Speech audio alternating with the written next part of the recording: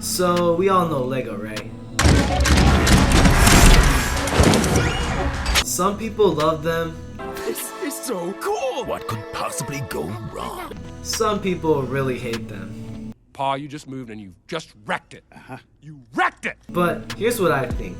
I think Lego is a highly sophisticated interlocking brick system.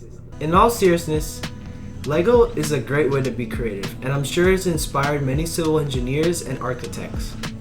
But why stop at your little cousin's Lego set of bricks, when Lego also has motors and electronics? What if I told you that these Lego electronics can create an awesome car? Well, buckle up and fasten your seatbelts, because today I'm going to be building a Lego car.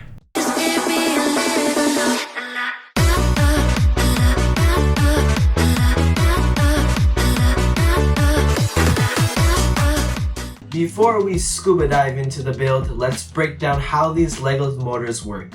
For a motor to start moving, it needs to have electrical energy so it can convert into kinetic energy, the energy of movement. Each of these Lego motors gets their electrical energy from batteries.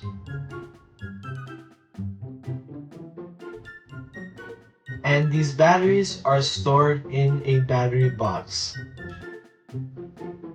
To control the motors in the car, we use a controller. The controller sends out signals. These signals get picked up from the car's receiver, which then go to the motors, making them move the way we want them to. Now that we understand the Lego motors, let's start building.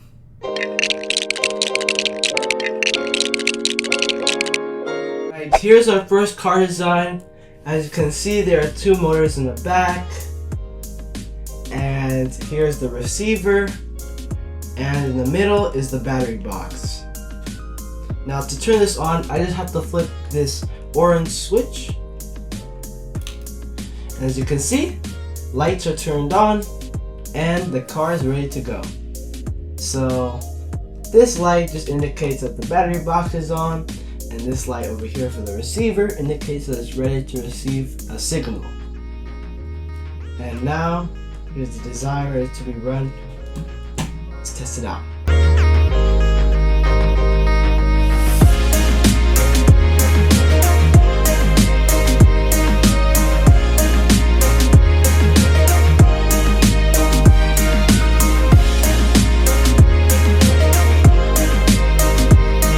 As you can see from the test clips, the car was working on a solid surface. But why? This is because the car's wheels had traction. Traction is what gives a car grip on a surface it's driving on. Have you ever tried keeping your balance on ice? That's what it's like for a car when it doesn't have much traction. It can start slipping, sliding, or even being out of control. I think the car performed well on a solid surface, but its design could be improved. I found it hard to turn on the car because the car seat was in the way. Because of this issue in the car design, let's take away the old design and start building a new design. Let's get it.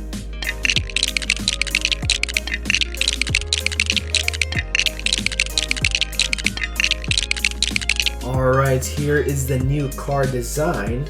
As you can see up front, the car switch is on the side. Boom, easy to turn on. And that's an improvement because the last design had the car seat interfering the car switch.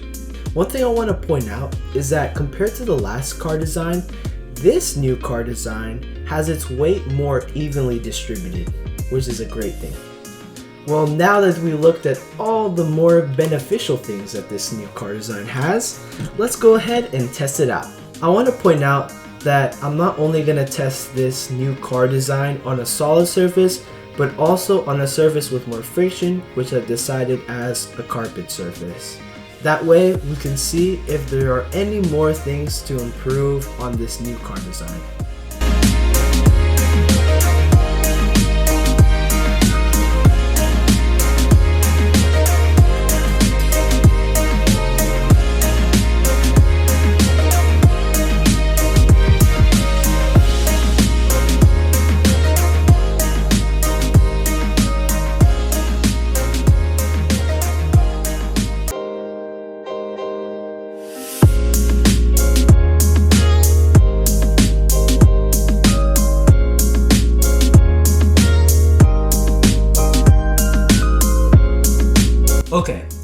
we just tested out the new design on a carpet surface, the surface with more friction.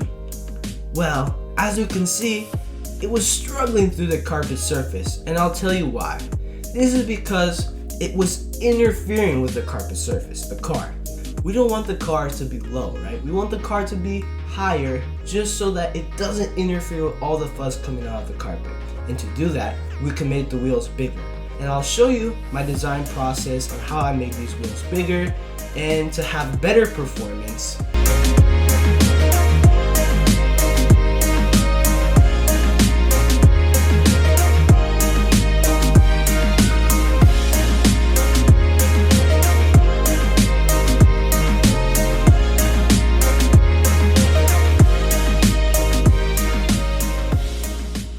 I just finished printing out the wheel design, and here's what it looks like in person.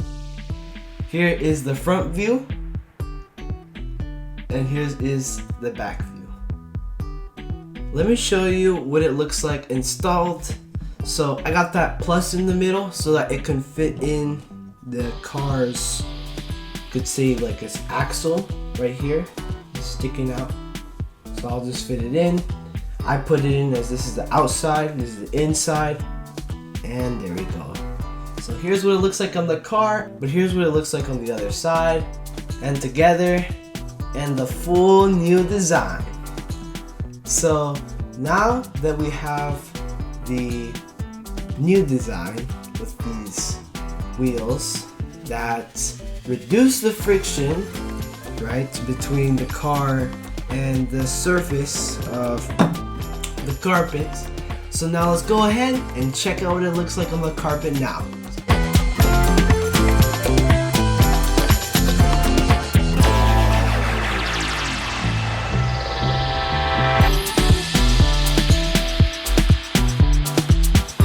We just got done testing the new design with the new wheels on the carpet surface. And as we can see, it wasn't struggling as much because now we've increased that height between the car and the surface of the carpet, right? With all that friction coming from that fuzz. So, because we reduced that friction, better performance. Thank you for watching my video.